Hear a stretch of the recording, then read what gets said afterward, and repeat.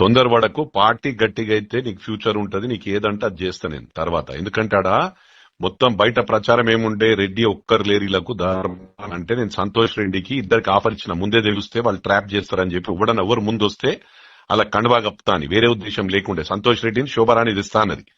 3-4 రోజులు ఆమెను అడిగిన, వస్తుండు రేపు వస్తున్నాడు. ధన్మని సిద్ధరామరెడ్డిని బట్కరాగానే వేసేసిన కండువా. మనక్కడ గెలిచినాక పార్టీ గట్టిగానాక ఏదన్నా అవుట్ రైట్ ఉంటా నేను. మనది ఇంకా 3 ఏళ్లు ఉంటది. నెక్స్ట్ కూడా ఎవనయ్యకినాము మొత్తం కుప్పి పడేస్తా నేను. ఏ ఊర్లు కొనేస్తా నేను. సమస్య ఉండదు. నెక్స్ట్ టైం మనం ఖర్చు పెట్టినట్టు వాళ్ళేం పెడతారు, వాళ్ళు 100 పెడితే 200 కోట్లు పెడతా నేను. మీరు గట్టికి కావాలా? నేను చెప్పేది తినేసినా. నేను చెప్పేది తిను.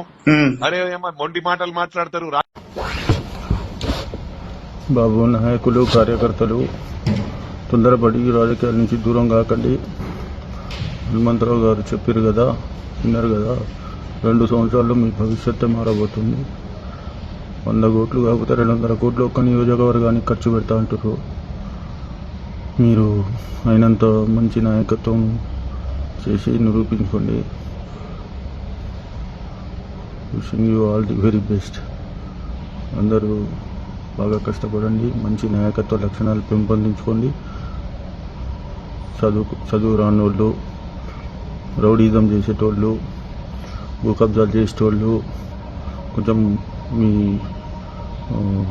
ఏమంటారు దాన్ని, వర్కింగ్ నాలెడ్జ్ని ఇంప్రూవ్ చేసుకోండి.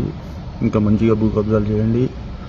ఇంకా మీరు చదువుకోనట్లయితే ఇంకా 10-20 మందిని చదువుకోని వాళ్ళని తయారు చేసుకోండి. మీ ఎమ్మటి మంచిగా కోటీశ్వర్లు కావచ్చు తొందరలోనే.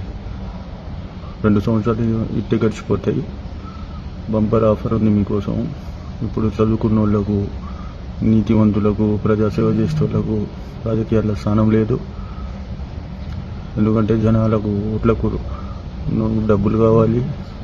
మన ముఖ్యమంత్రి ఓటుకు నెట్టు కేసులో పట్టుబడ్డ దొంగ, ఆయన ఇంకా ప్రోత్సహిస్తాడు ఇట్లాంటివి. అందుకే మీరు ఎటువంటి నిరాశ చెందకుండా మంచిగా రెడీగా అండి.